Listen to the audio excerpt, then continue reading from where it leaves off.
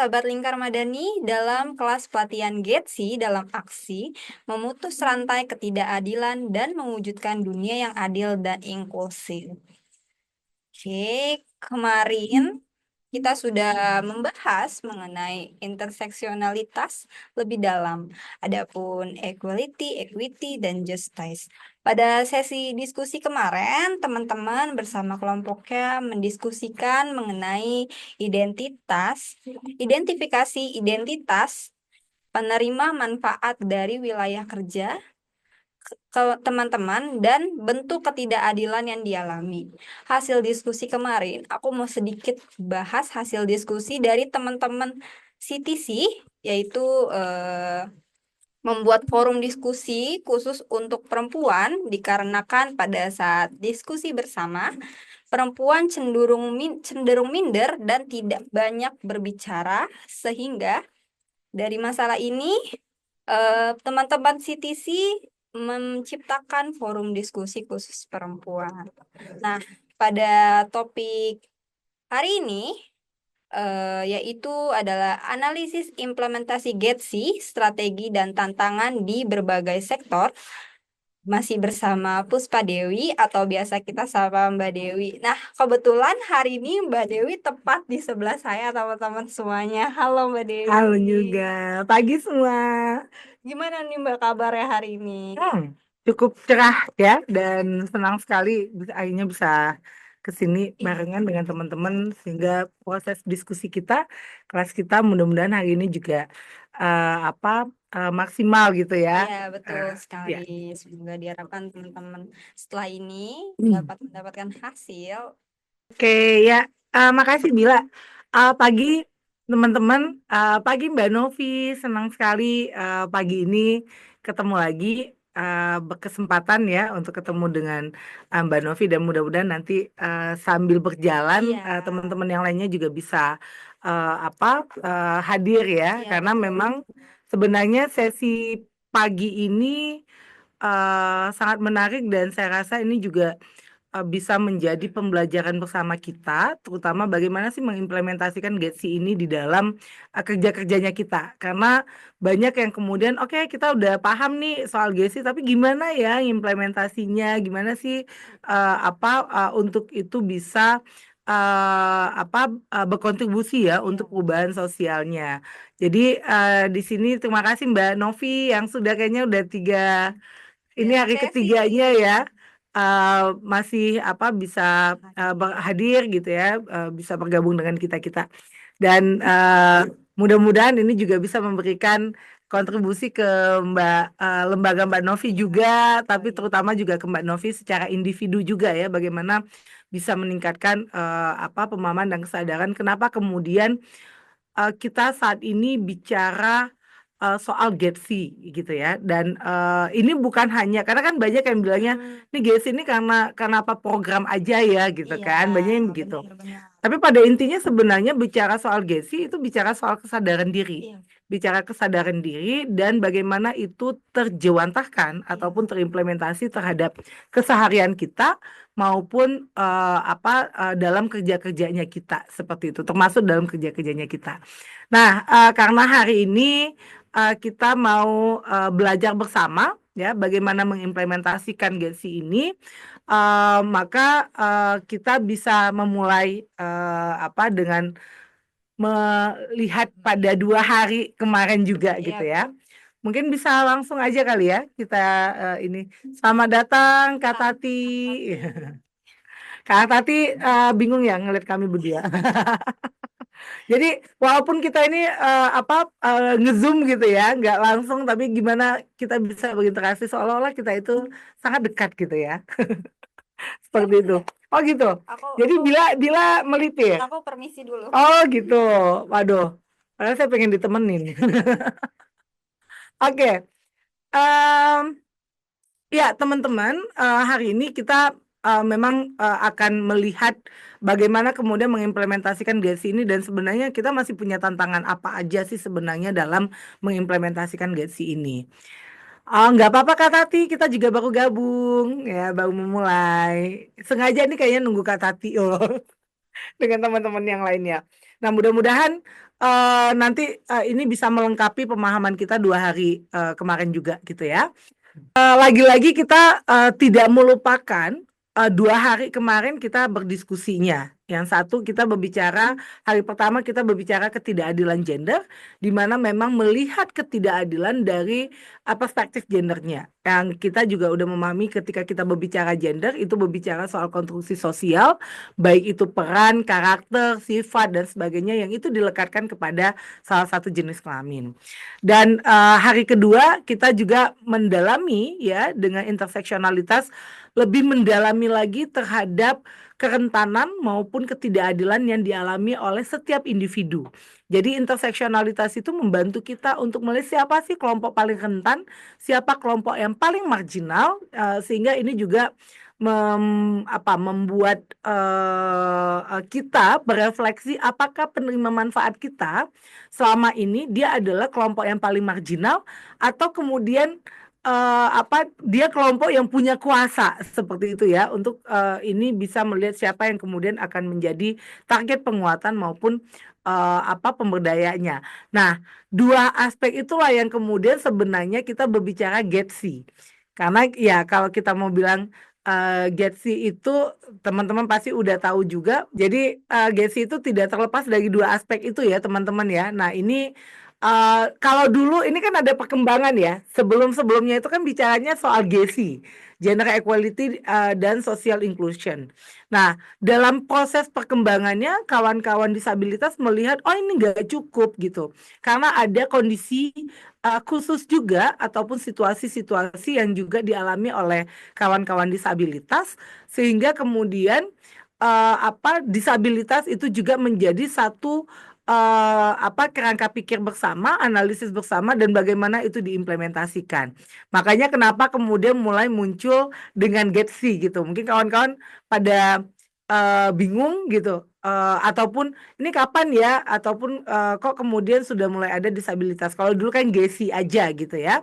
Nah, jadi dari GESI aja kita udah melihat ada 3 kata kunci di dalamnya, yang ini sebenarnya juga membantu kita ketika kita akan mengimplementasi kerja-kerjanya kita ataupun advokasinya kita, apakah kemudian ya 3 aspek ini terpenuhi enggak?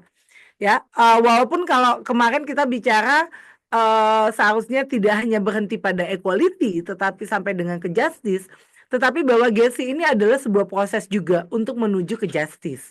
Nah, 3 kata kuncinya kesetaraan gender, kawan-kawan juga sudah mengetahui ya. Kemarin kita hari pertama kita banyak ngobrolin soal itu. Disabilitas ini juga berangkat dari kawan-kawan bisa lihat nanti di undang-undang terkait dengan perlindungan penyandang disabilitas ya, bagaimana bicara soal disabilitas ada kondisi keterbatasan fisiknya, mental, intelektual gitu ya, bahkan juga sensorik ya yang dialami seseorang dalam jangka waktu panjangnya. Nah, kondisi ini yang kemudian menyebabkan hambatan-hambatan atau kesulitan bagi mereka untuk bisa berpartisipasi penuh. Makanya kenapa disabilitas itu menjadi poin penting gitu ya ketika kita berbicara GETSI. Inklusi sosial ya, teman-teman juga pasti tahu bagaimana kemudian ada proses gitu ya atau upaya-upaya untuk meningkatkan peran, kemampuan gitu dan memastikan partisipasi penuh seluruh entitas masyarakat dengan ragam identitasnya. Makanya kita hari kedua kemarin kita banyak ngobrolin soal interseksionalitas, melihat dengan ragam identitas seseorang, individu seseorang ya, sehingga bisa melihat bagaimana dia bisa terlibat penuh ya, berperan ya di dalam aspek sosial, politik, ekonomi, baik itu di keluarga, masyarakat maupun dalam konteks bernegaranya. Teman-teman, kalau dalam proses saya menyampaikan ada yang ingin diklarifikasi, ditanyakan, atau kemudian membutuhkan penjelasan lebih lanjut, itu bisa langsung ya. Jadi karena kita di sini juga tidak banyak sekali, jadi berharapnya ini bisa bisa interaktif kitanya. Nah, Balik lagi kenapa kemudian kita ngobrolin soal Gen-Z juga ya, jadi ini kita ngambil dari informasi dari Global Citizen gitu ya, yang menunjukkan dari penelitian mereka, dari data-data mereka ada fakta yang ya sampai hari ini datanya dari 2023. Bayangkan sampai dengan 2023 saja ternyata ketidakadilan, ketimpangan itu masih terjadi. Walaupun perjuangannya sudah lama sekali ya kalau kita berbicara soal penguatan perempuan ataupun bicara soal situasi perempuan itu sudah jauh, eh, mungkin 100 abad yang lalu dan sebagainya itu sudah mulai disuarakan. Tapi faktanya sampai hari ini masih terjadi persoalan, masih terjadi ketidakadilan terhadap perempuan. Ini data globalnya, saya yakin kalau di data di Indonesia kawan-kawan juga pasti banyak ya berangkat dari pengalaman ataupun kerja-kerjanya kawan-kawan. Kita bisa lihat ya, ternyata di seluruh dunia ada lebih dari 380 juta perempuan dan anak perempuan itu masih hidup ya di dalam garis kemiskinan yang sangat ekstrim. Eh, itu bisa dilihat bagaimana kemudian akses dan kontrol mereka ya terhadap sumber daya kehidupannya yang kemudian itu tidak bisa dinikmati sehingga kemudian itu menimbulkan kemiskinan ekstrimnya. Ada 12 juta anak perempuan ya yang di bawah usia 18 tahun menikah setiap tahunnya. Ini data seluruh dunia. Saya yakin sebenarnya itu juga masih terjadi di Indonesia di beberapa daerah ya. Pernikahan anak di usia dini itu masih terjadi. Apakah itu karena kulturnya atau kemudian ada situasi struktural yang mendorong untuk terjadinya pernikahan dini, pernikahan anak pada usia dini. Kemudian jumlah perempuan dan anak perempuan yang mengungsi secara paksa, lebih banyak daripada sebelumnya. Ini datanya dari data 2023 ya. Mengungsi secara paksa itu bisa beragam. Apakah karena ada kondisi kita tahu di berbagai belahan dunia juga masih terjadi peperangan ya yang kemudian itu punya dampak luar biasa terhadap perempuan, terhadap anak-anak ya. Mengungsi karena kondisi bencana atau situasi bencana. Bahkan hari ini ya kalau kawan-kawan mendengar juga ya bagaimana orang ya termasuk di dalamnya perempuan dan anak-anak perempuan ya mereka terpaksa mengungsi karena krisis iklim. Jadi ketika terjadi gagal panen, ketika terjadi kenaikan muka air laut yang mengambil ya tempat tinggal mereka dan sumber kehidupan mereka, itu memaksa mereka untuk bermigrasi ataupun mengungsi secara paksa. Ada 130 juta anak perempuan tidak bersekolah di seluruh dunia. Dan itu juga terjadi di Indonesia ya, kawan-kawan bisa mencari di berbagai referensi datanya. Kemudian menanggung ya perempuan banyak menanggung miliaran jam pengasuhan anak tanpa upah di seluruh dunia. Ini yang kita bilang ada peningkatan terhadap kerja-kerja tidak berbayar. Mungkin kawan-kawan sering mendengar yang namanya unpaid care work ya, kerja-kerja yang dia tidak berbayar, yang itu banyak adalah kerja-kerja perawatan yang masih dilekatkan kepada perempuan karena balik lagi kita ngomongin soal gender yang di hari pertama. Karena itu ada sangat kaitannya dengan dengan konstruksi sosial yang melekatkan perempuan pada peran-peran perawatan, pada peran-peran mengasuh anak ya, termasuk kemudian mengasuh orang sakit dan sebagainya. 1 dari 4 perempuan mengalami kerawanan pangan ya ini pada tahun 2022 dengan berbagai kondisi ada kaitan dengan perangnya, ada kaitan dengan terutama pada krisis iklim maupun kemudian karena pola sistem pembangunan yang menghancurkan sistem pangannya kita.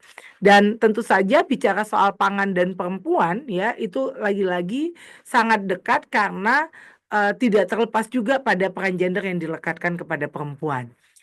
Di dunia kerja ya itu masih ditemukan ya sangat sedikit ya ataupun jarang sekali perempuan yang dia berada pada top leader. berada pada supervisor ya, ataupun posisi-posisi strategis di dalam baik itu perusahaan ataupun di tempat-tempat kerjanya.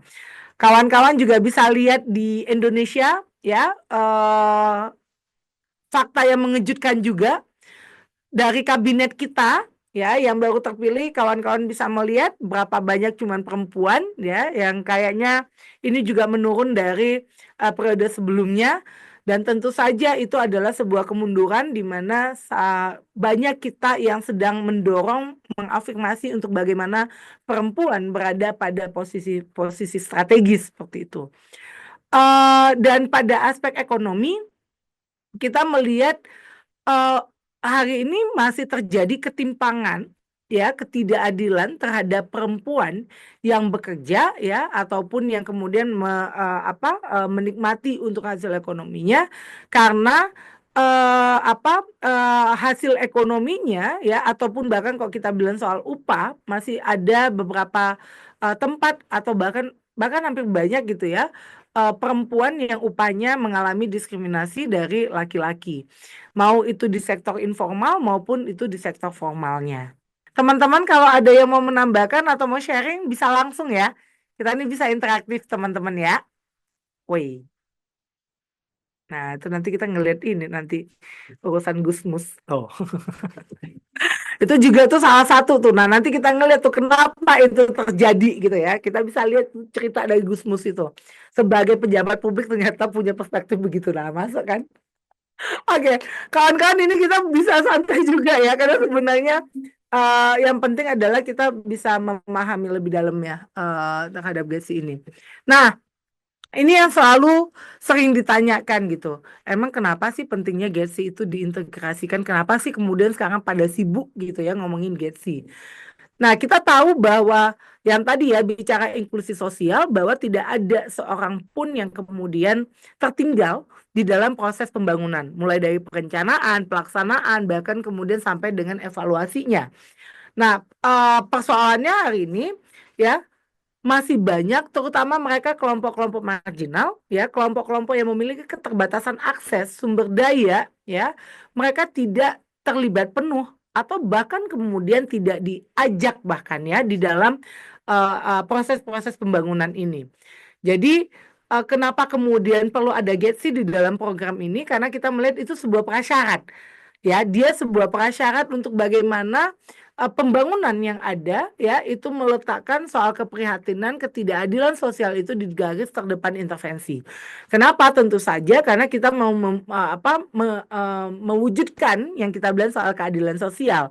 Maka berbicara mewujudkan keadilan sosial, individu atau orang-orang yang kemudian mengalami ketidakberuntungan, dialah yang kemudian harus berada di depan untuk bisa menikmati ataupun berpartisipasi penuh.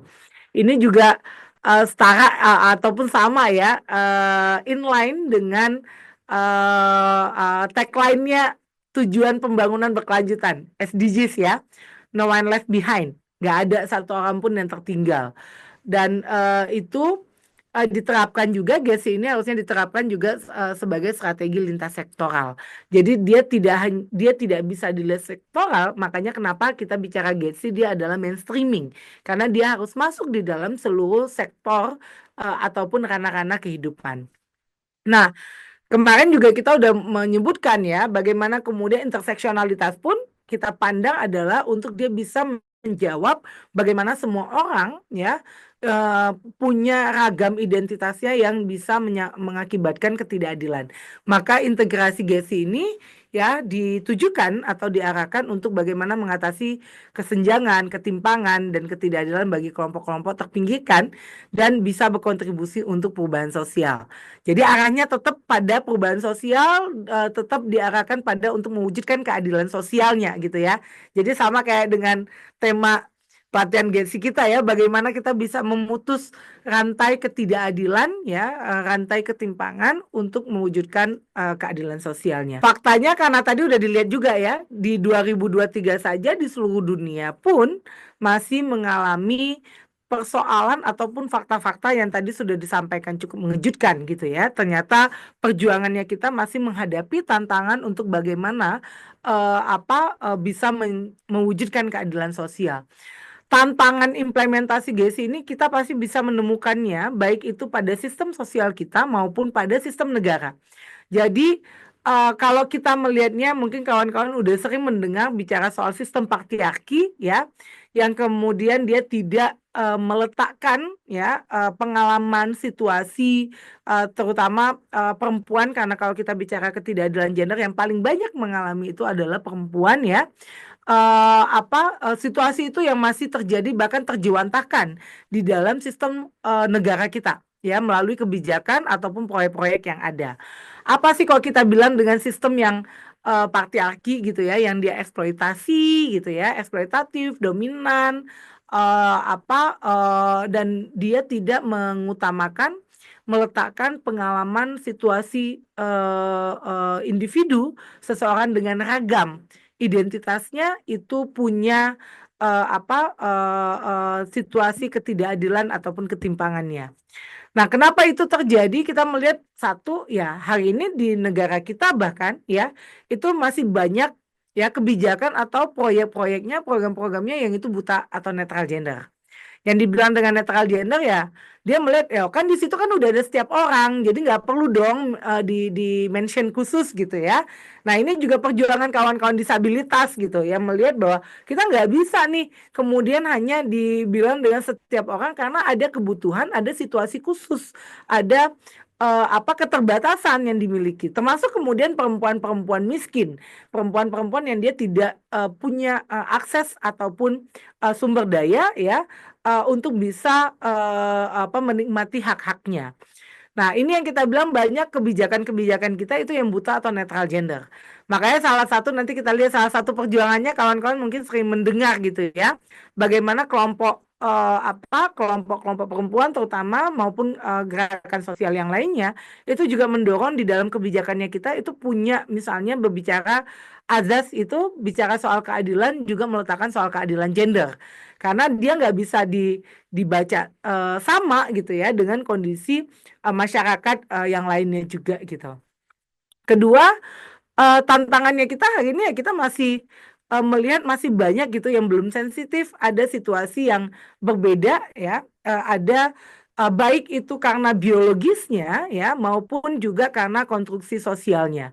Misalnya begini, banyak yang kemudian melihat contoh yang paling gampang ya, ketika perempuan haid ya ataupun yang dia baru melahirkan gitu. Ada kondisi biologis perempuan yang kemudian membuat perempuan ketika mengalami haid itu juga mempengaruhi pada hormonalnya atau bahkan kemudian pada kondisi-kondisi yang sakit gitu ya. Nah, masih banyak yang kemudian masih melihat, masa sih haid sebegitu sakitnya gitu ya. Emang iya tuh jangan-jangan bohong. Jadi masih ada yang kemudian melihat bahwa kondisi yang berbeda tersebut gitu ya sebagai sesuatu yang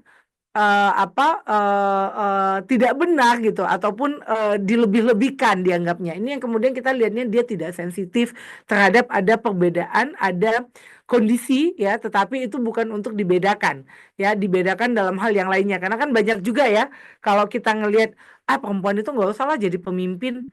Karena nanti kalau dia haid itu emosionalnya gitu ya, dia terlalu emosional dan sebagainya. Padahal ya situasi tersebut ya harusnya ini yang kalau kita bilang sensitif gitu. Situasi biologis perempuan tidak boleh dijadikan alasan untuk membatasi perempuan bisa menikmati haknya ataupun mendapatkan haknya seperti itu.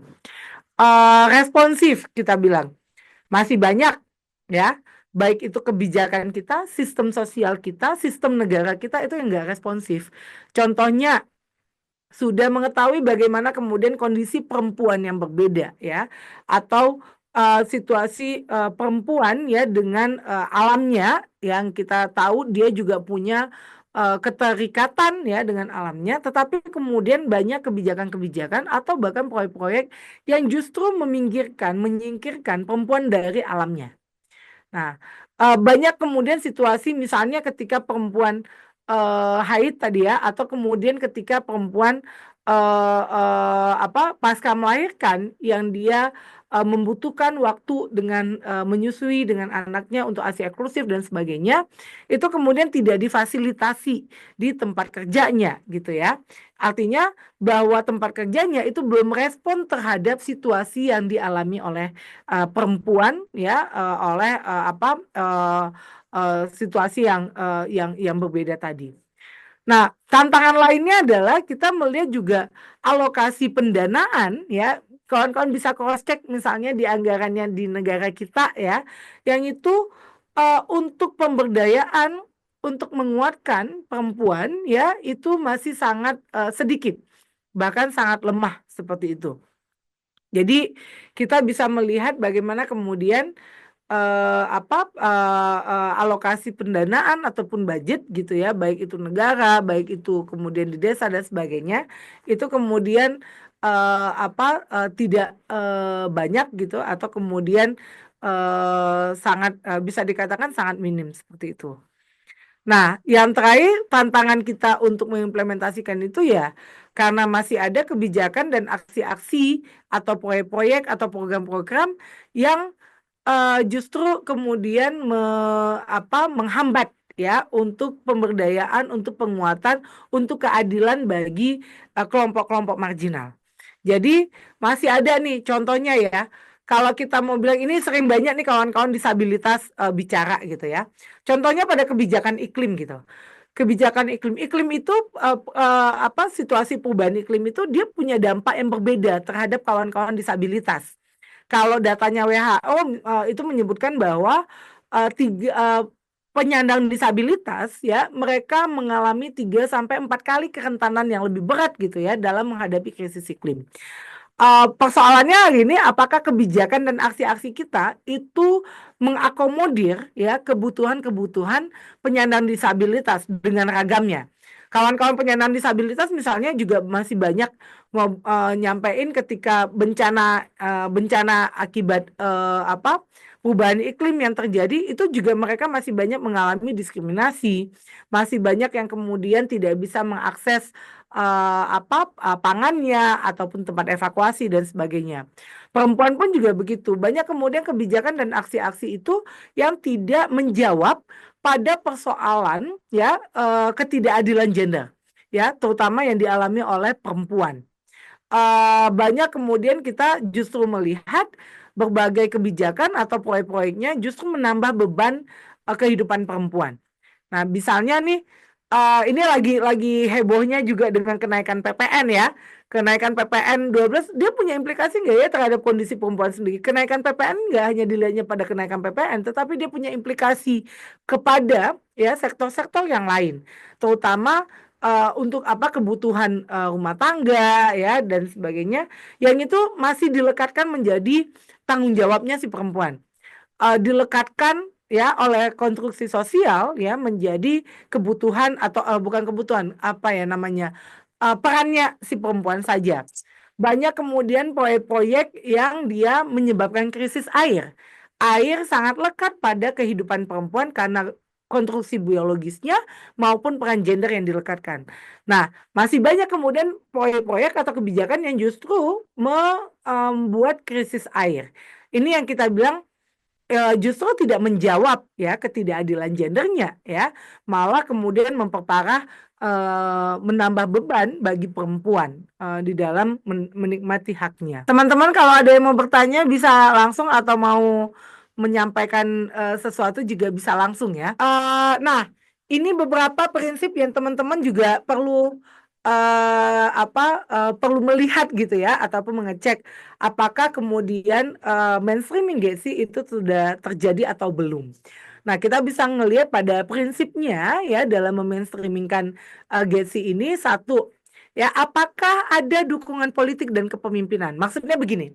Apakah pemimpin baik itu perusahaan atau bahkan pemimpin negara kita gitu ya itu memberikan dukungan penuh untuk bagaimana terwujudnya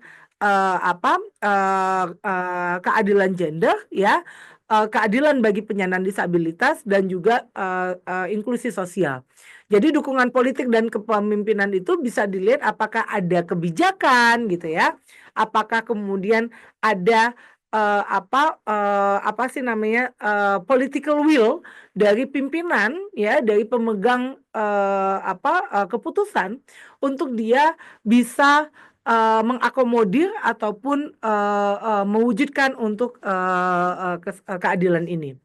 Kedua juga dilihat apakah pada mekanisme struktural dan fungsinya itu ada nggak untuk menjalankan mainstreaming GETSI ini. Misalnya begini, struktural itu bisa dilihatnya apakah kemudian di organisasi atau di perusahaan ya, itu ada nggak sih yang strukturalnya dia berbicara ya, ataupun fungsi dan tugasnya memastikan terjadinya mainstreaming GETSI ya.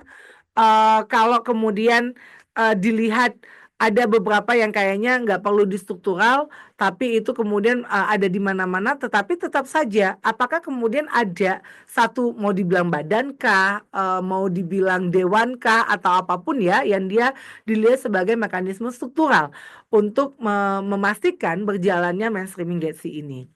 Nah, yang ketiga, di cross check juga, dilihat juga teman-teman, apakah ada nggak ya sumber daya manusia kita ya untuk mengimplementasikan dalam melakukan kajian ya maupun kemudian mainstreaming GETSI ini.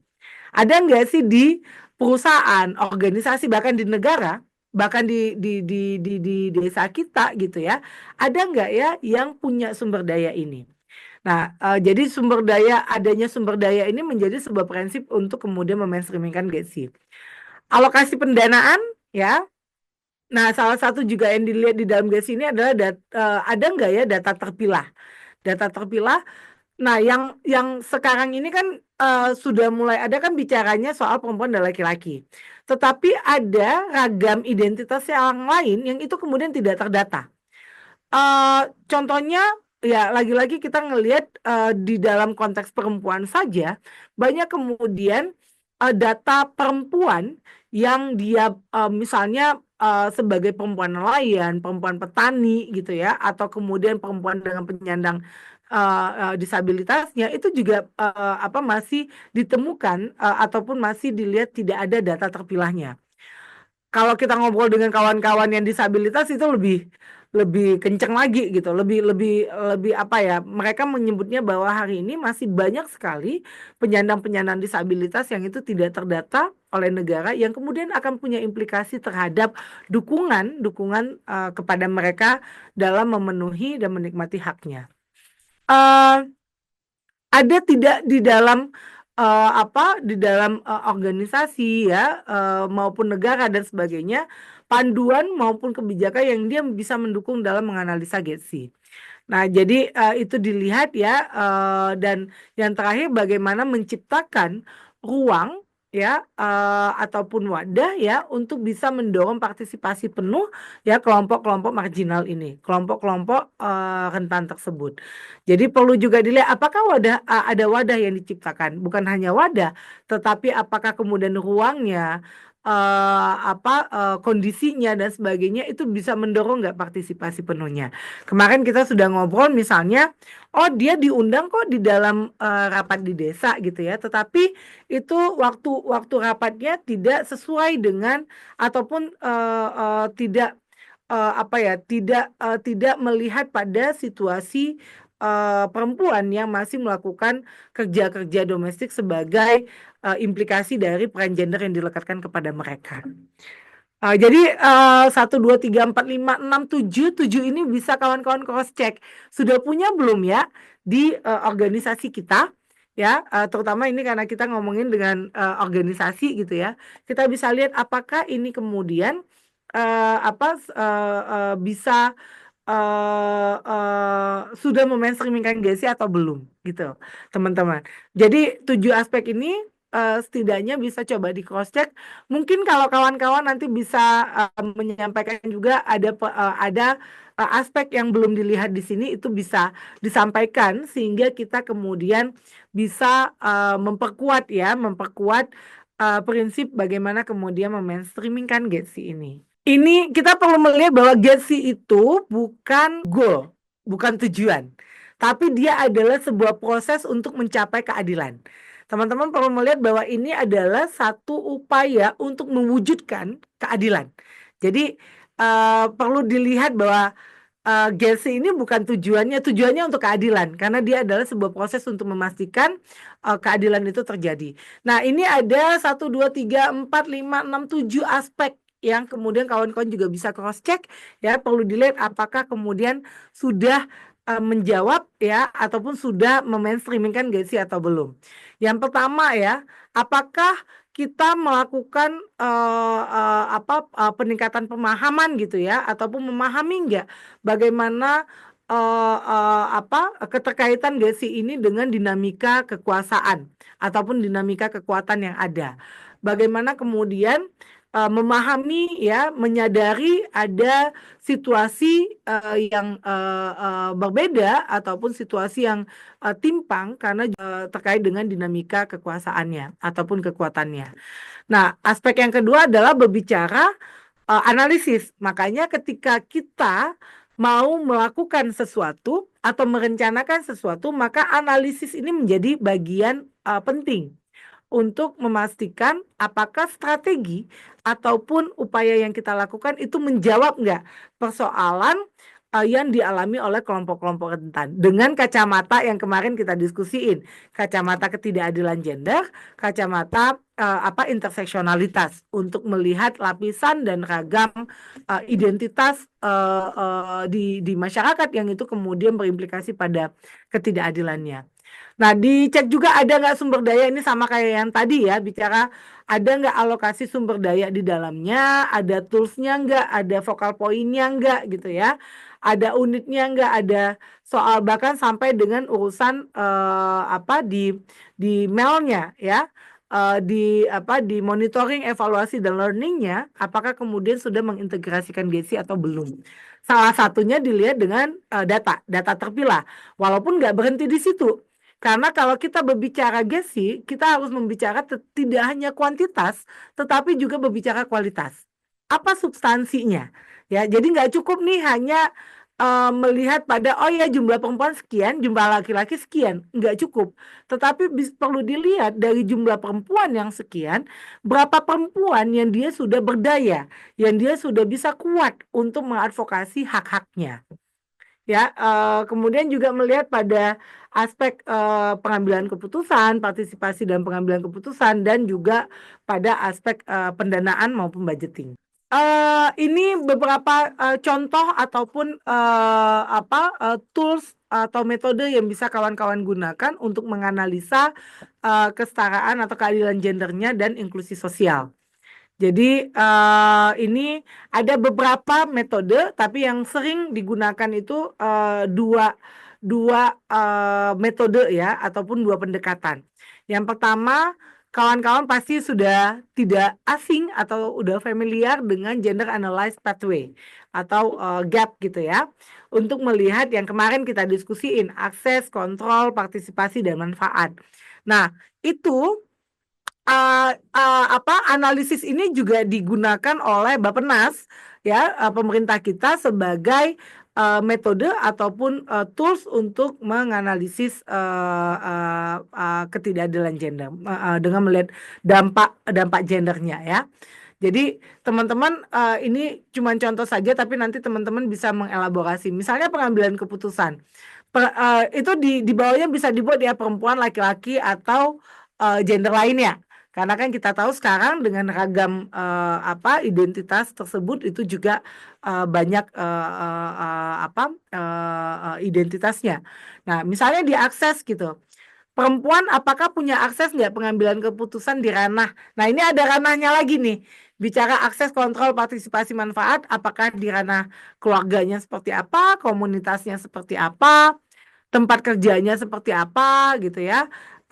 Bahkan di negara dan di global, di konteks global yang kemarin di hari pertama kita sudah mendiskusikan ini. Jadi ini mungkin bisa digunakan oleh kawan-kawan untuk melihat ini gapnya di mana ya, ataupun yang masih lemah itu di mana sebagai upaya dalam membangun strategi ke depan. Nah, ini yang pathway-nya. Yang kedua itu kaitan dengan Harvard Analysis Framework.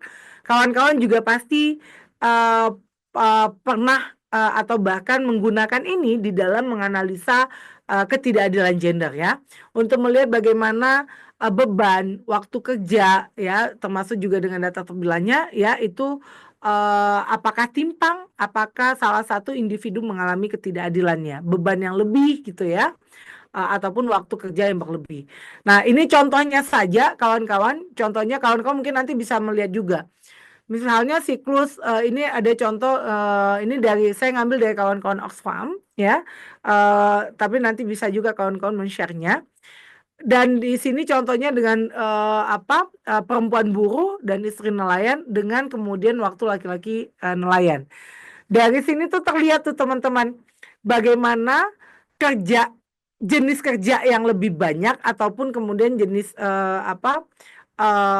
waktu kerja yang lebih panjang ya. Kalau dilihat di sini kan bisa dilihat ya, contohnya ya, dengan waktu yang banyak ataupun yang lebih ya mereka dalam melakukan kerja-kerja perawatan, kerja-kerja domestik, sehingga waktu mereka dalam ruang sosial itu sangat sedikit. Perempuan sangat sedikit.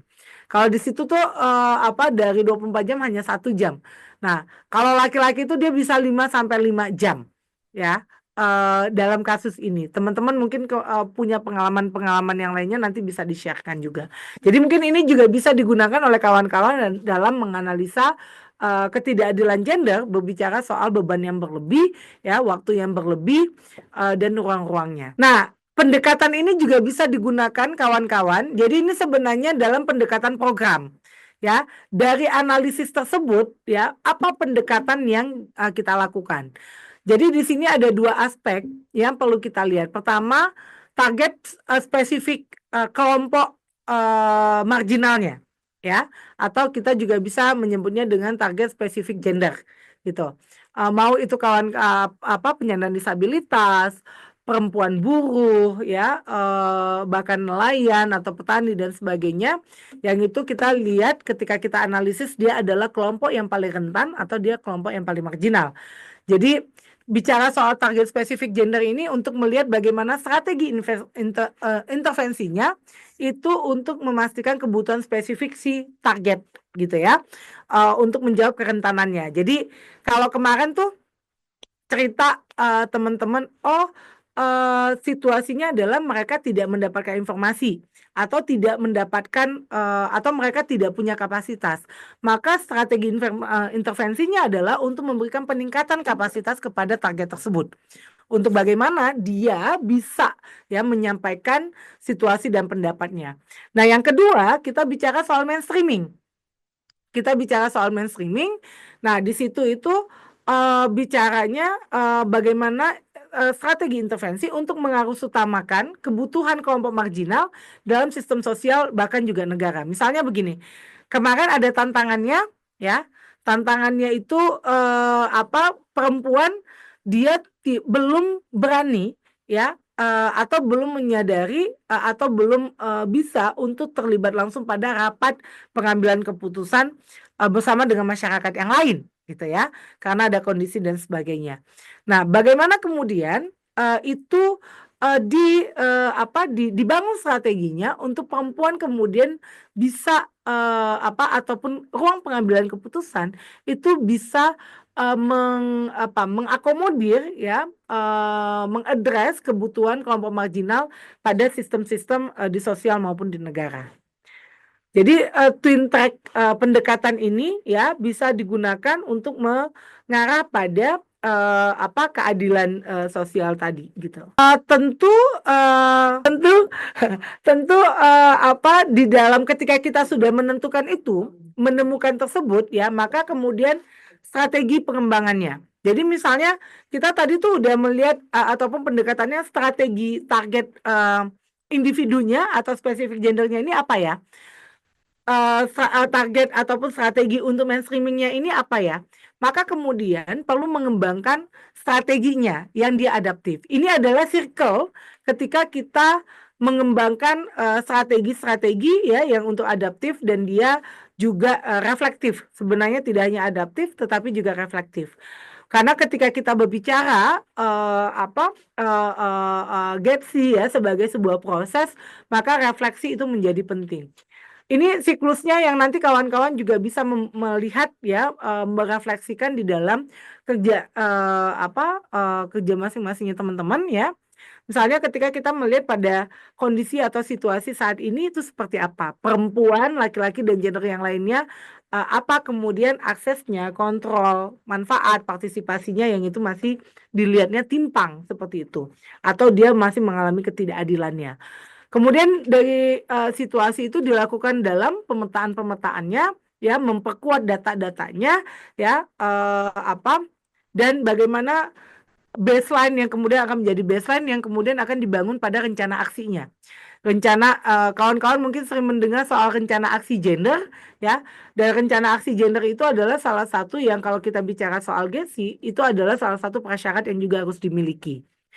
Nah, baru kemudian masuk pada tindakannya ya, aksi dan tindakan-tindakannya. Dan dari proses itu ada monitoringnya, apakah kemudian aksi dan tindakan tersebut dia menguatkan, memberdayakan ya, dan mengatasi ketidakadilan gendernya, atau justru ya memperparah ketidakadilan gender. Jadi contohnya kayak kemarin tuh, misalnya kita ngelihat bank sampah gitu ya, perempuan terlibat nih bank sampah, atau dia terlibat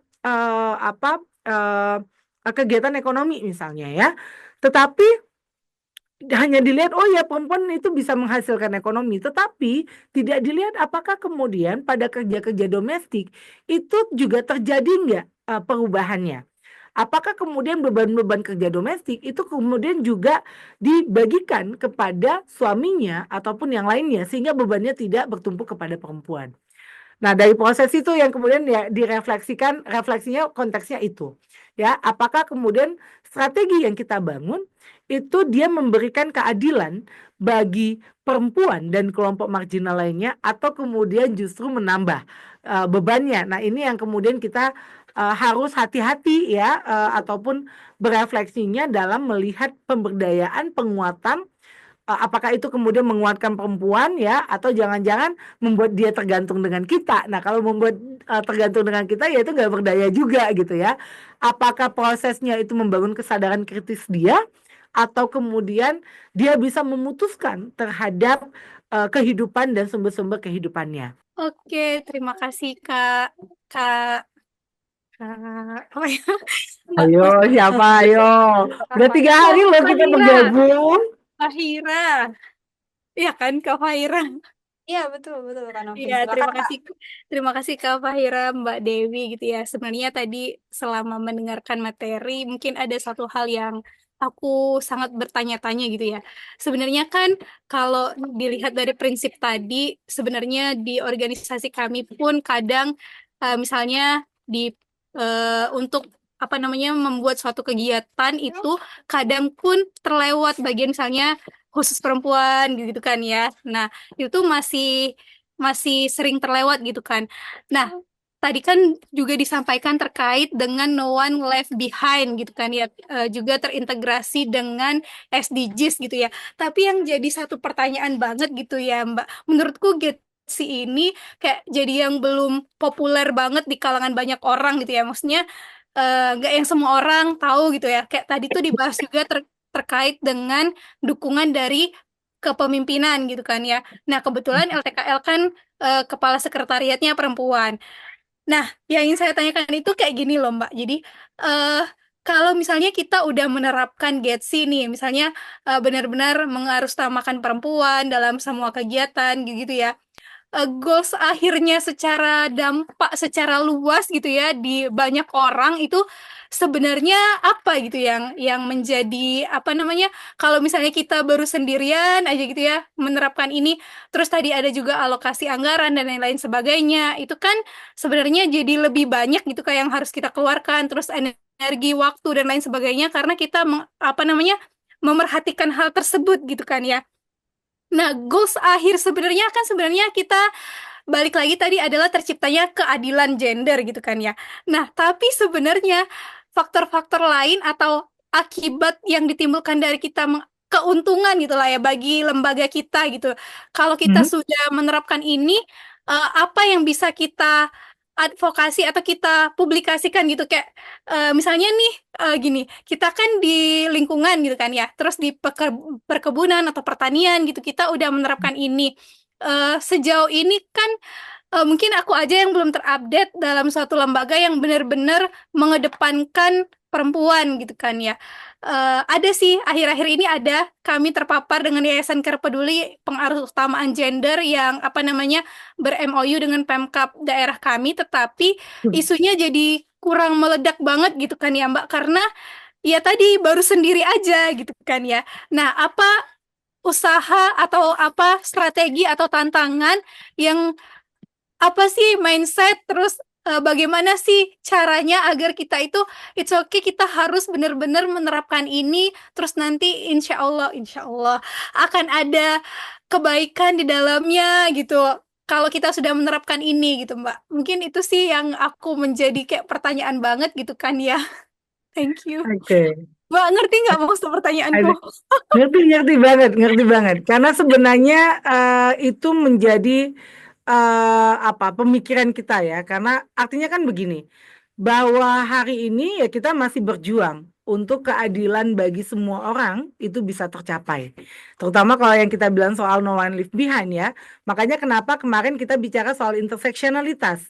Kita bicara soal ketidakadilan gender untuk melihat siapa kemudian orang atau individu yang memang perlu untuk kita kuatkan. Sehingga mereka bisa menikmati haknya, bisa mendapatkan haknya, seperti itu. Karena kalau misalnya yang kita kuatkan juga adalah orang-orang yang dia sebenarnya sudah punya kuasa, ya, akhirnya akan memunculkan lagi juga ketimpangan-ketimpangan yang baru.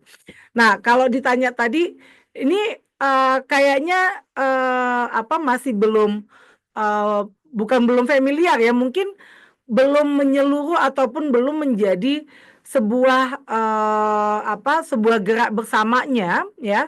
Mungkin di organisasi masyarakat sipil udah mulai aware ya, udah mulai sadar ini menjadi penting. Tetapi kan PR besarnya kan juga adalah pada pengambil kebijakannya kita ya, termasuk pada sistem sosialnya kita, kayak misalnya tokoh-tokoh ada, tokoh-tokoh agama gitu ya, tokoh masyarakat, pemimpin negara kita itu ya, mereka punya kesadaran yang sama nggak sih bahwa bahwa setiap orang itu punya hak untuk menikmati, untuk mendapatkan haknya seperti itu. Nah, kita masih punya tantangan di situ, makanya PR-nya masih panjang karena kita bicara soal keadilan.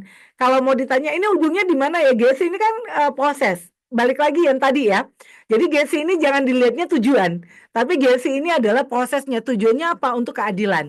Nah, kalau mau dilihat bagaimana kemudian kita bisa mengidentifikasi ya bahwa ini udah terjadi perubahan atau tidak ya, orang sudah kritis atau tidak. Sekarang itu sebenarnya banyak metode ataupun kemudian banyak media yang kita bisa menunjukkan ataupun menggambarkan ya, menceritakan ya praktek ataupun pengalaman-pengalaman perubahan yang itu dialami oleh kelompok-kelompok marginal, sehingga mereka kemudian bisa untuk mendapatkan haknya seperti itu. Jadi kalau dilihat tadi di di levelan kita misalnya sudah mengintegrasikan tapi yang lainnya belum. Nah, ini kan PR kita gitu ya. Misalnya di organisasi oke, kita sudah menerapkan bagaimana kemudian misalnya setiap kegiatan itu juga memperhatikan pada kebutuhan perempuan yang dia punya kebutuhan khususnya gitu ya. Misalnya nih hal yang simpel, dalam setiap kegiatan jangan lupa pembalut itu tetap disediakan. Karena kadang-kadang kan orang nggak tahu ya, tiba-tiba aja nongol gitu ya. Nggak dikasih kode gitu ya misalnya. Atau dia yang kemudian punya anak yang masih 1 tahun yang masih membutuhkan pengasuhan terhadap ibunya, maka kemudian organisasi atau bahkan kalau mau dibilang negara gitu ya memfasilitasi untuk itu, karena memang masih ada kondisi tersebut, kecuali ya kalau dia bilang oh enggak karena suami saya yang jaga anak saya, ya kan. Kalau misalnya udah sampai pada tahapan itu nggak perlu tuh. Ya, pertanyaannya itu tadi, apakah kemudian udah nyampe nggak kita pada tahap itu pembagian peran, kan itu yang masih belum terjadi. Jadi kalau mau dilihat ini sampai kapan, ya, kalau kita mau melihatnya adalah apakah perubahan pada mereka kelompok-kelompok marginal, kelompok-kelompok rentan, kelompok minoritas itu dia mendapatkan haknya atau tidak. Jadi balik lagi dengan justice-nya kemarin, apakah kemudian ketidakadilannya itu terjawab nggak dari intervensi-intervensi yang kita lakukan. Begitu, mudah-mudahan sedikit menjawab Mbak Novi. Jadi ya memang ini masih menjadi tugas kita bersama. Ini kan salah satu upayanya ya Mbak ya untuk kita bisa sharing, kita berbagi bahwa mewujudkan keadilan ya itu juga perlu untuk dilakukan secara bersama. Mbak Novi bisa kemudian menggunakan dengan storytelling ya, dokumenter atau kemudian cerita-cerita ya perubahan bagaimana kemudian mereka bisa mendapatkan haknya gitu ya. Itu yang kemudian perlu didokumentasikan untuk melihat bahwa bagaimana intervensi kita itu membawa perubahan baik pada kehidupannya dia, tidak membebani, tidak menambah beban, tidak menambah ketidakadilan maupun ketimpangan terhadap mereka. Begitu Mbak Novi. Gimana Mbak Novi? Mungkin ada tanggapannya?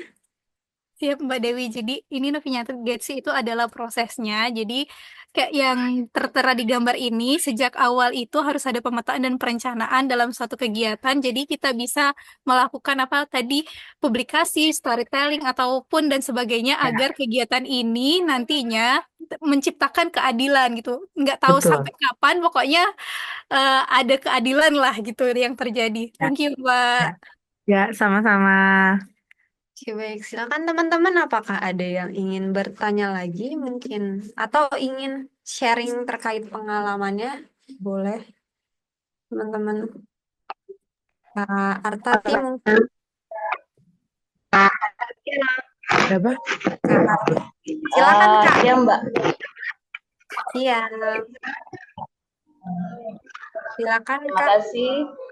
Sebelumnya karena lambat bergabung, mungkin ada sudah materi yang terlewatkan. Cuman tadi sempat saya menyimak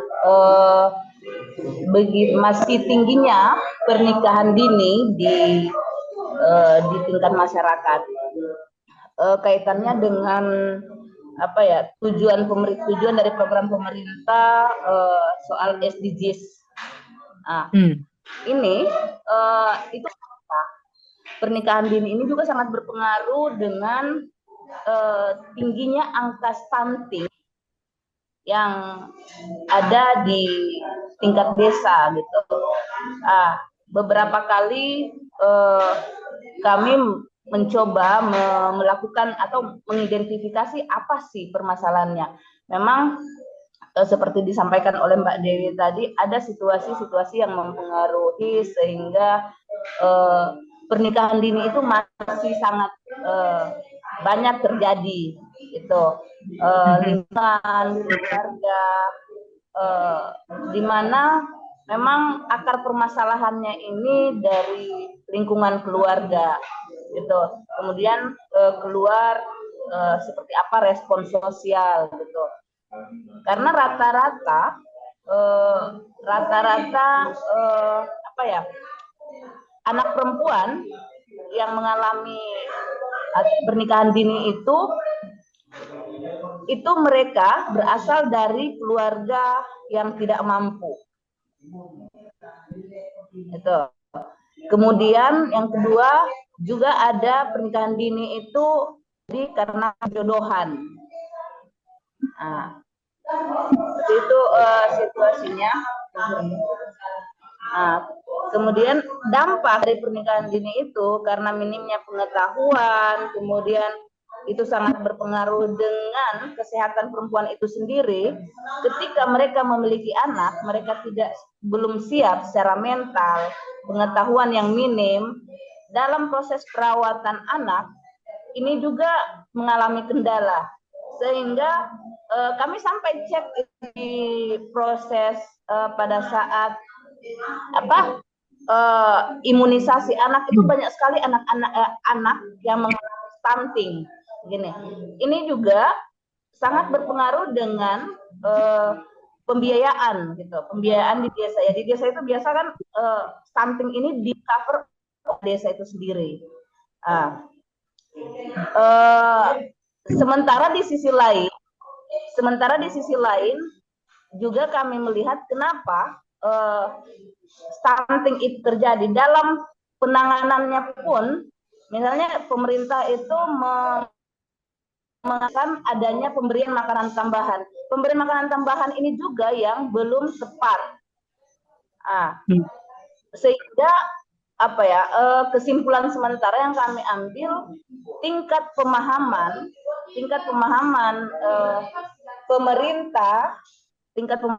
pemerintah dalam mengurangi angka stunting ini juga masih sangat minim.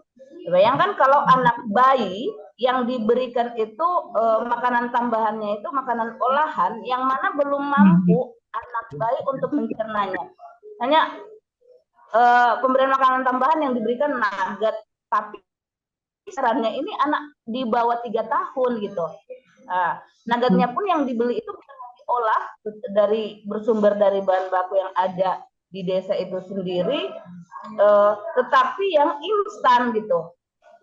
Ini situasi yang menjadi saya berpikir bersama teman-teman ini menjadi tantangan baru juga, yang tujuan dari SDGs itu bagaimana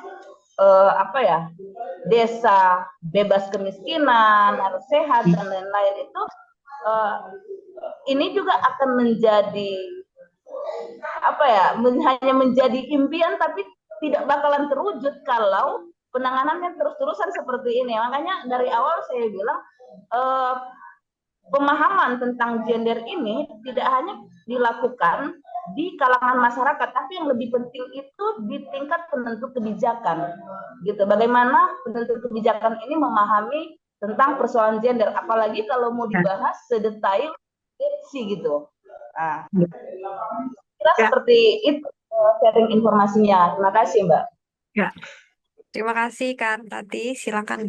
Oke, ya jadi kalau yang tadi disampaikan dengan Kak Tati ya, bahwa ada satu persoalan yang ternyata itu kemudian punya dampak yang luar biasa, ya. Dan perlu dibaca bahwa itu tidak, kalau tadi dikatakan stunting itu ya bukan hanya persoalan di keluarga, tapi dia harus dibacanya secara sistemik, ya. Kenapa? Kayak yang tadi, kenapa kan kita balik lagi kayak yang kemarin ya, melihat akar masalahnya apa? Apakah kemudian akar masalahnya ya itu karena perkawinan usia dini atau ada akar masalah yang lain? Misalnya begini, kita perlu melihat perkawinan usia dini ini meningkat kenapa ya? Kalau tadi dibilang karena misalnya ekonomi keluarga. Ke ekonomi keluarga kenapa? Apakah kemudian ada sumber-sumber ekonominya yang itu hilang, yang itu dirampas misalnya, ataupun tidak bisa diakses gitu ya, karena sistem, karena kebijakan atau kemudian program atau proyek-proyek yang dibangun dengan pengambil kebijakan seperti itu.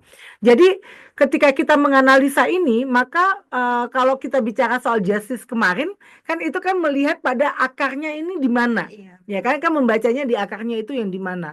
Jadi banyak tuh kemudian kita melihat misalnya kenapa kemudian terjadi perkawinan anak usia dini. Oh, karena orang tuanya nggak sanggup lagi membiayai sekolah gitu ya. Ingat, biaya sekolah bukan hanya berhenti dengan dia nggak bayar bulanan, ya nggak bayar SPP. Tapi perlu diingat, anak bersekolah ada kebutuhan yang lain. Kebutuhan dia pergi ke sekolahnya, ya, kebutuhan dia ongkos jajannya dia gitu ya, belum lagi dengan yang lain-lainnya. Jadi nggak bisa dia itu dibacanya parsial. Dia harus dibacanya holistik, sama dengan yang tadi. Stunting itu terjadi kenapa?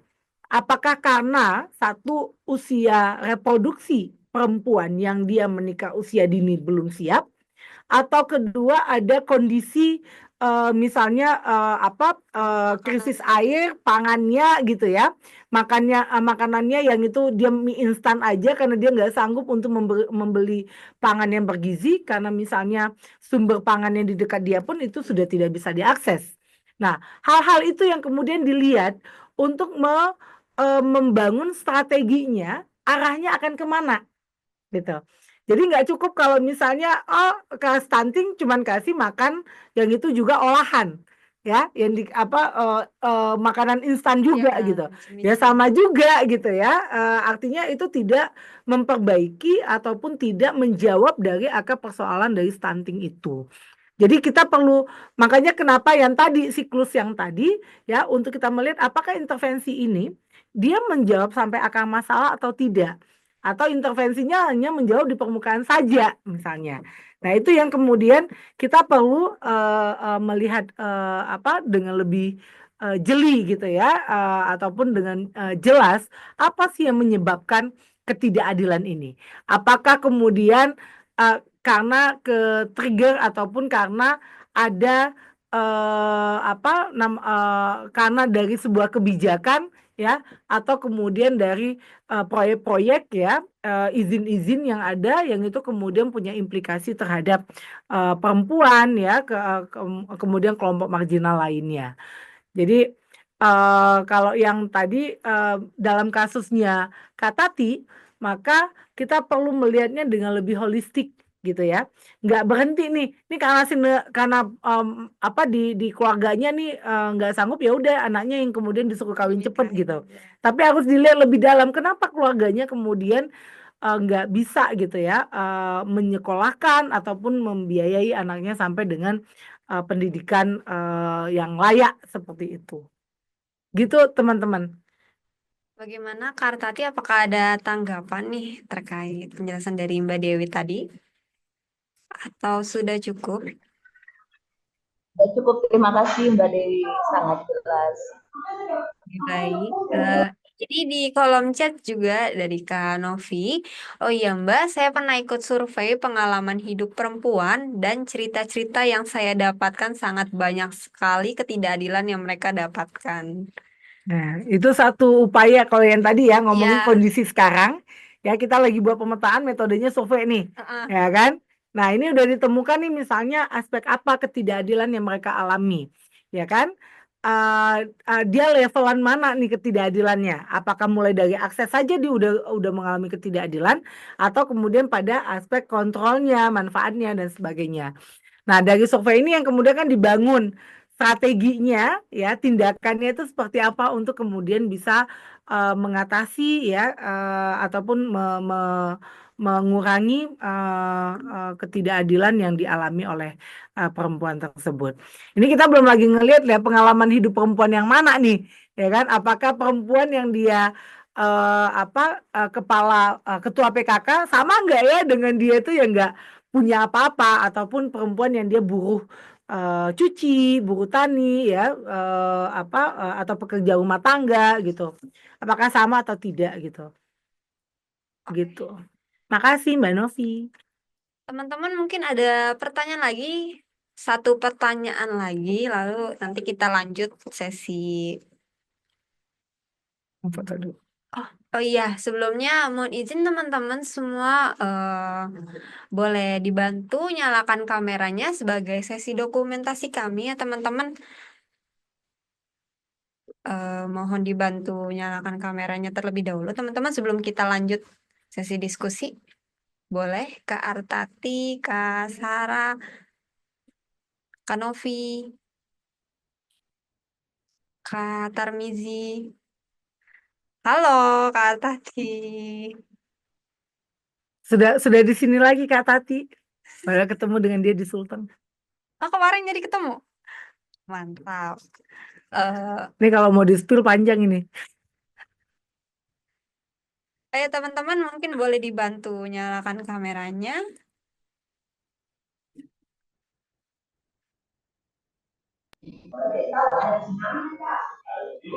Oke, mungkin kita mulai aja ya teman-teman. Satu, dua, tiga. Sekali lagi teman-teman boleh ditunjukkan gaya andalannya nih. Satu, dua, tiga. Oke baik, terima kasih banyak teman-teman. Kita lanjut ya sesi diskusinya. Boleh, mungkin satu pertanyaan lagi. Apakah ada yang ingin ditanyakan lagi, teman-teman semuanya? Atau ada yang ingin sharing? Mungkin terkait pengalaman lembaganya masing-masing. Boleh banget, teman-teman. Silakan. Jika masih malu-malu, boleh di kolom chat ya semuanya. Oh ini sudah masuk dari Kak Tarmizi. Saya chat aja, apakah ada mandatori untuk komitmen kebijakan anggaran untuk pembangunan inklusif dan responsif GETSI? Silakan Mbak Rika. Iya, kalau di daerah ya, kayaknya perlu di cross check di Bapeda. Harusnya sih di Bapeda ada ya, karena GSI ini kan salah satu yang juga menjadi komitmen ya di pemerintahan kita, apalagi kalau mau dikatakan pemerintah kita komitmen untuk menjalankan tujuan pembangunan berkelanjutan ya, dan bicara soal kesetaraan gender itu ada di goal 5 ya. Jadi harusnya itu kemudian menjadi sebuah mandatori untuk komitmen tersebut. Jadi sebenarnya di pemerintahannya kita ada ya komitmen bahkan kemudian mandatori, karena kan kalau dilihat itu ada yang namanya mengecek untuk budgetnya gender responsif budgeting enggak gitu ya. Dan harusnya itu di tingkat di daerah juga dia terimplementasi gitu ya, karena secara di nasional dia juga punya komitmen itu. Walaupun kemudian kita melihat ya anggaran tersebut itu belum bahkan kalau mau dibilangnya masih sangat sedikit dibandingkan dengan anggaran untuk pembangunan yang lain gitu. Jadi anggaran untuk membangun penguatan ataupun pemberdayaan ya dengan pendekatan-pendekatan yang responsif GSI ini itu juga masih menjadi tantangannya kita sebenarnya. Makanya tadi di awal waktu di presentasi itu juga sempat disampaikan gitu ya. Bagaimana ya alokasi budget yang masih minim, kita lihatnya itu juga masih terjadi. Bahkan di tingkat kayak di Komnas Perempuan aja juga budgetnya masih sedikit untuk bagaimana mereka bisa melakukan kerja-kerja ya Komnas Perempuan ya dalam upaya untuk mengatasi ataupun menghentikan kekerasan terhadap perempuan seperti itu. Jadi kalau dilihat komitmennya ada, tetapi hari ini secara alokasinya itu masih minim kita lihatnya, dan dia belum diarahkan secara penuh untuk menjawab ketidakadilan yang dialami oleh perempuan dan kelompok-kelompok rentan lainnya. Seperti itu. Baik. Apakah cukup jelas, Kak? Boleh Jika ada berapa persen proporsi alokasi anggaran di daerah dari total, nah loh. Kayaknya saya mesti mengecek dulu nih ya, karena kayaknya di beberapa daerah dia beda-beda. Iya, benar. Alokasinya itu beda-beda, karena dia kan sangat tergantung juga dari usulan ya dari dinas-dinasnya gitu ya. Maka perlu di cross check tuh kayak di dinas DP3A ya, apa yang kemudian mereka usulkan, karena DP3A dia kan juga punya di bawahnya itu P2TP2 ya. Saya nggak tahu sekarang itu masih namanya P2TP2 atau sudah ganti, kayaknya sih masih gitu ya. Dan itu dia juga punya alokasi untuk penanganan kekerasan terhadap perempuan gitu. Tapi kita ngelihatnya juga masih sangat minim, padahal angka kekerasan terhadap perempuan itu masih tinggi, terutama untuk yang kasus-kasus kekerasan seksual gitu ya, kasus-kasus trafficking ya, KDRT itu juga masih sangat tinggi ya. Ini belum lagi kalau kita mau ngomongin kasus-kasus perempuan yang mengalami kriminalisasi karena dia memperjuangkan lingkungan hidupnya ya, memperjuangkan sumber kehidupannya. Ini di kolom chat dari Kak Tarmizi lagi, Miss, alokasi anggaran pendidikan 20% dari total belanja daerah sesuai UU Sisdiknas. Nah, di ini kita memang belum ada tuh. Di pemerintah kita kayaknya belum ada memang di undang-undang untuk menentukan dia berapa persen dari total belanja. Nah, kayaknya ini bisa menarik nih untuk kemudian didorong gitu ya, minimal dari total belanja daerah itu berapa persen gitu yang dia memang dialokasikan untuk pemberdayaan, untuk penguatan-penguatan yang dia responsif GETSI-nya ya, kita bicara seperti itu. Bagaimana Terima kasih Tarmizi? Kak Tarmizi. Ya, halo. Ya. Sudah bisa dengar, Mbak? Sudah Kak. Silakan.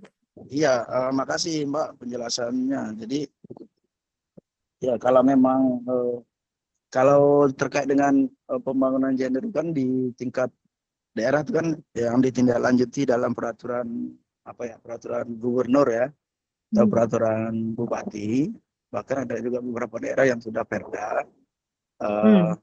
Ya tidak secara tegas untuk secara tegas untuk terkait dengan komitmen alokasi anggarannya. Ya ada juga yang menyebut misalnya 1% dari total anggaran. Ya. Nah, pada angka 1% itu kan kecenderungannya kecil dan dia tuh tersebar di satker yang mana saja kan gitu tuh. Nah, lalu memang kalau memang di regulasi secara nasional belum ada semacam mandatory spirit dengan anggaran pendidikan, anggaran kesehatan, kan gitu. Kita secara jelas kan dapat ya. Maksudnya pendidikan 20%, kesehatan 10% dari undang-undang kesehatan nasional. Nah, kira-kira untuk pembangunan misalnya kita di daerah itu kan dibebankan dengan indikator kinerja, indeks pembangunan gender dan di situ ketimpangan gendernya bahkan masih cukup tinggi kan angka indeks ketimpangan gender itu di tingkat daerah. Lalu untuk mengejar target kinerja ini semakin baik, nah langkah-langkah yang dilakukan oleh pemerintah daerah, misalnya kami dari Fitra Riau juga sering sering melakukan dorongan juga ya terkait dengan pembangunan yang inklusif gitu, termasuk juga bagaimana pemberdayaan perempuan, kemudian komunitas masyarakat rentan gitu, disabilitas, masyarakat lokal, terutama yang di sekitar hutan atau yang di daerah-daerah penghasil migas itu kan yang kecenderungan angka kemiskinannya cukup tinggi.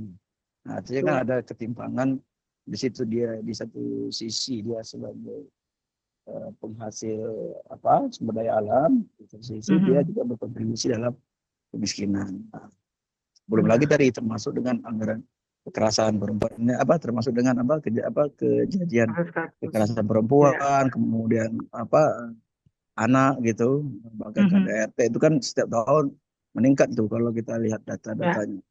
Nah, melalui peran P2 TP2 itu sebetulnya tidak terlalu signifikan dalam hal menangani perkara ini, Mbak. Nah, kira-kira perlu nggak kita buat semacam semacam gerakan bersama ya, yang mungkin bisa di leading bisa dari nasional gitu, intervensinya di tingkat Kementerian PPA gitu kan. Saya lihat Kementerian PPA di bawah yang Wamen itu Veronica Tan itu ya agak progresif ya untuk terkait dengan kekerasan, perlindungan anak gitu kan. Nah, kira-kira mungkin dari nasional teman-teman dari Penabulu bisa melakukan apa gitu. Nah, kami di daerah ngelakuin apa gitu. Termasuk dalam hal dorongan kepastian komitmen anggaran tadi. Kenapa tidak mungkin kan? Karena tingkat kekerasan, tingkat ketimpangan gendernya tinggi, masuk persoalan-persoalan tadi. Nah, kenapa itu tidak jadi prioritasnya pemerintah daerah? Dan itu mungkin bisa jadi rekomendasi bersama kita melalui forum-forum ini gitu. Menurut saya sih gitu. Oke. Ya, terima kasih banyak Kak Tarmizi. Ya, makasih Kak Tarmiji.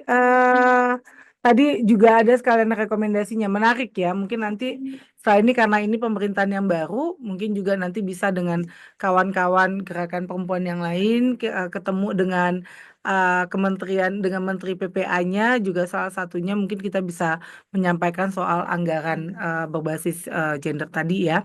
Ya responsif gender itu seperti apa ya? Kalau misalnya punya peraturan apakah permen ataupun kemudian mendorong dari menjadi yang lebih tinggi mandatorinya, tentu itu kemudian bisa menjadi satu upaya bersama kita seperti itu. Terima kasih. Oke, terima kasih. Mungkin karena waktunya sudah sebentar lagi ya Mbak, langsung saja mungkin kita ke Boleh. sesi tugas teman-teman. Sebenarnya hari ini tuh tugas individu, tidak ada breakout rooms. Boleh dibantu share screen mungkin.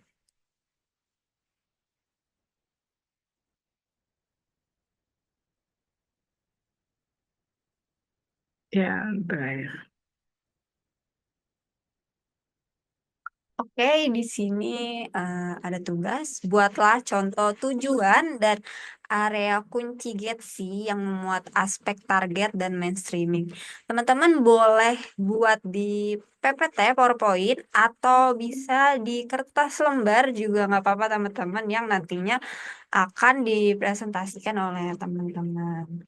Nah, untuk waktu pengerjaannya 5 menit cukup lah ya Mbak ya. Kayaknya 5 menit cukup ini. Gimana teman-teman? Bisa 5 menit? Ini Kita sekalian kita buat exercise ya, teman-teman. dicoba mungkin waktunya mungkin dimulai dari sekarang ya Mbak ya. Boleh, berarti nanti 10 Se- 10.55 ya. ya, 10.55 nanti kita ngelihat ininya hasil ya. dari teman-teman. Oke. Nah, tugasnya ini bisa dikumpulkan di link Drive yang sudah kita share di kolom chat. Boleh dicek teman-teman. Nanti teman-teman boleh masukkan hasil kerjanya di Drive ini. Oke, baik. Oh, Kak Novi sudah selesai kah? Oh, Kak Oke. Artati mau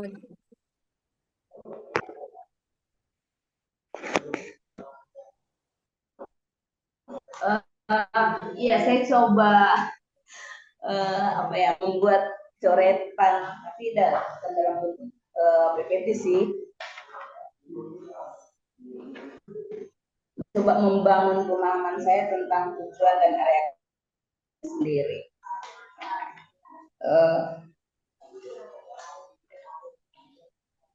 Untuk mencapai tujuan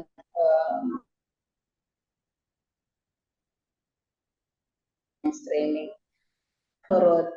menurut saya sih ada beberapa yang perlu kita perhatikan, bahkan perlu untuk diterapkan, bagaimana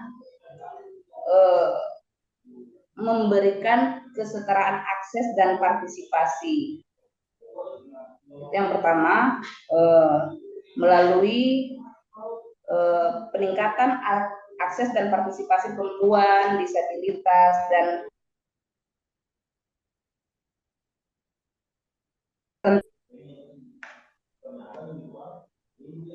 itu yang pertama. Yang kemudian yang kedua, penghapusan diskriminasi berbasis gender melalui kebijakan hukum. Ya, ini yang berbasis gender yang saya maksud termasuk disabilitas dan status sosial lainnya. Selain itu penting untuk meningkatkan kualitas hidup melalui pelayanan dasar yang inklusi dan akses yang setara bagi seluruh kelompok rentan.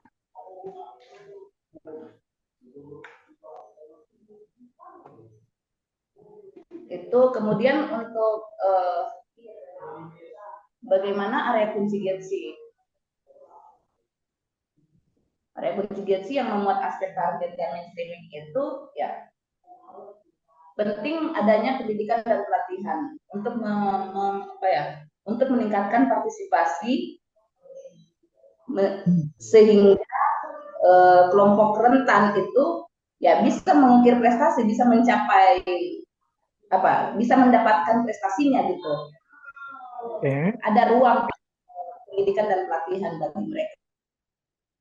Kemudian penyediaan lapangan pekerjaan itu membuka ruang,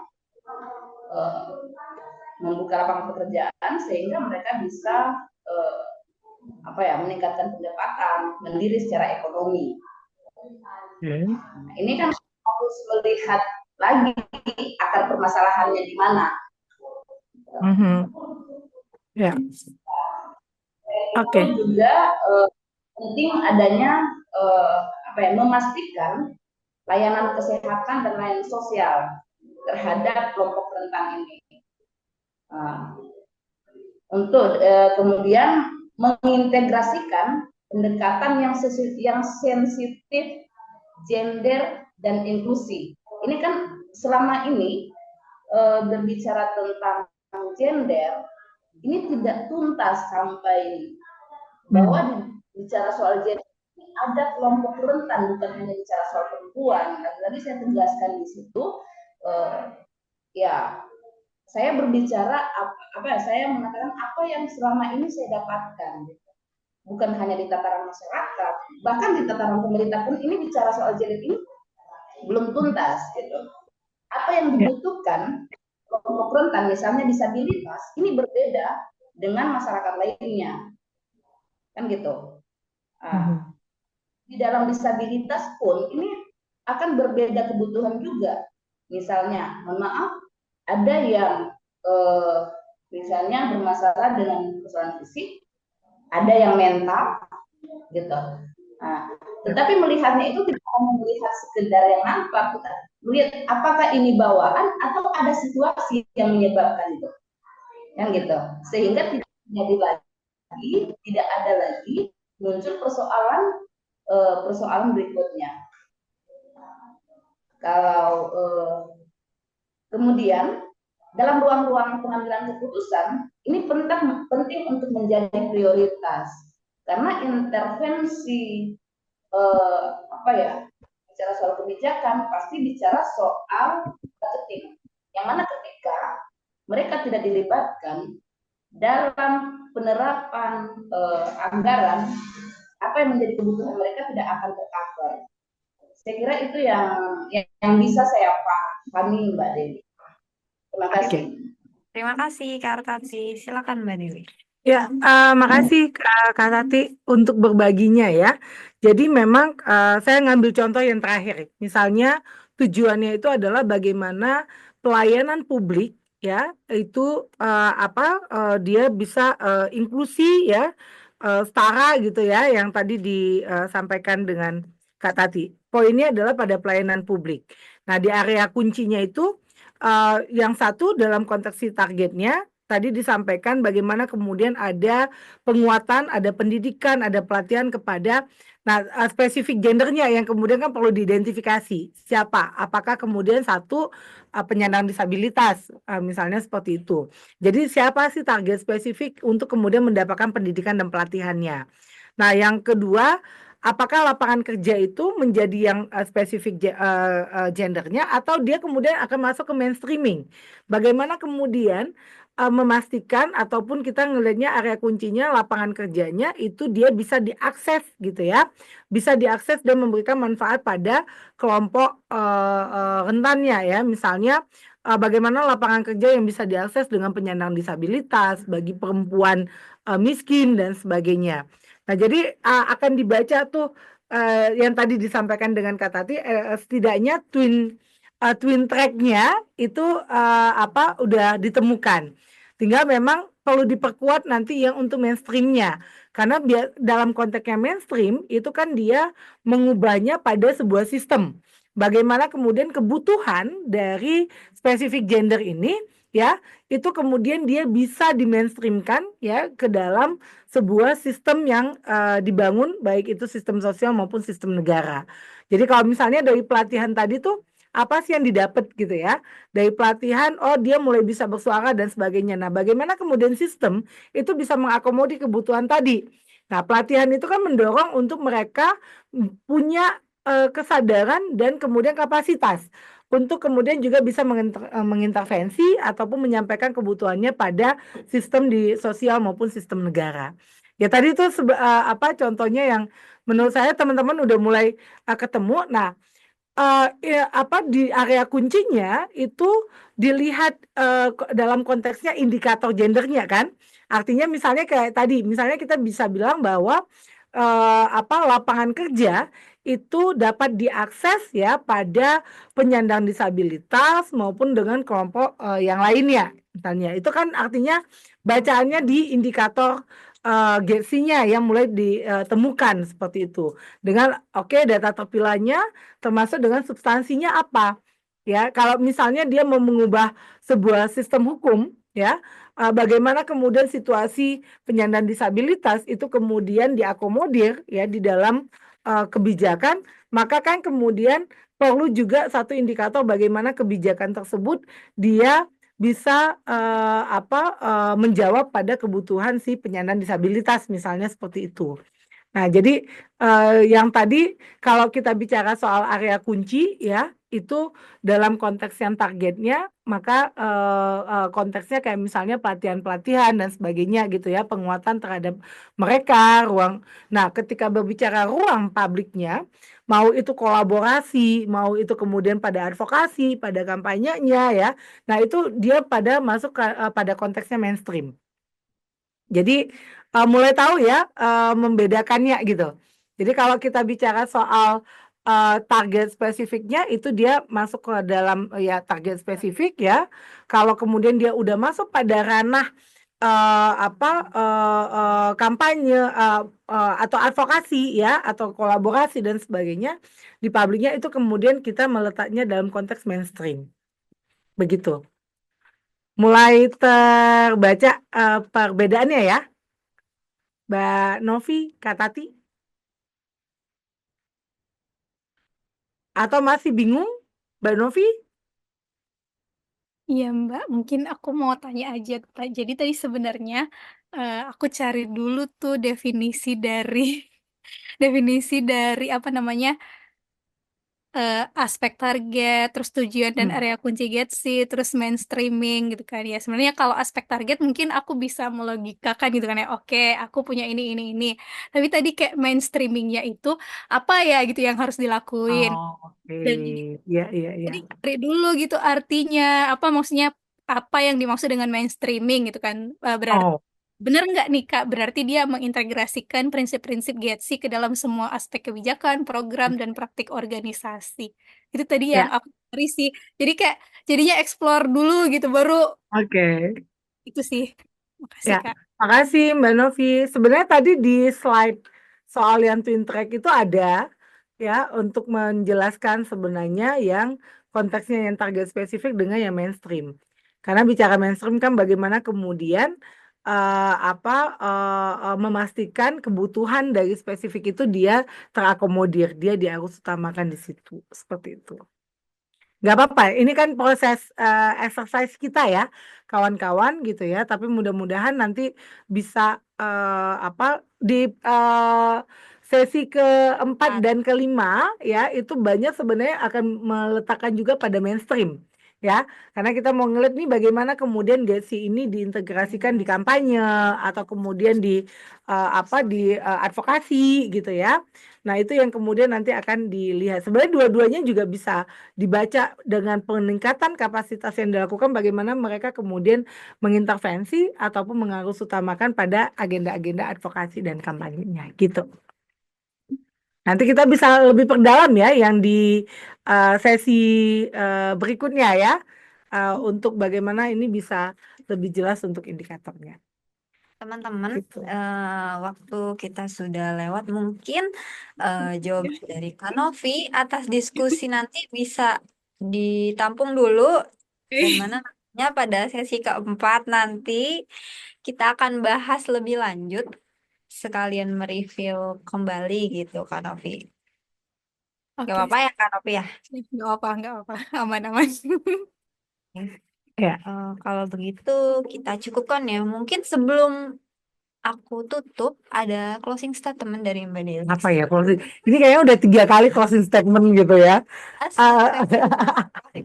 Ya, tantangan kita untuk memastikan atau mewujudkan keadilan sosial itu masih menjadi PR ya, masih kita alami. Karena yang tadi pemahaman kaitan dengan GETSI sebagai sebuah proses menuju keadilan itu juga masih menjadi PR kita.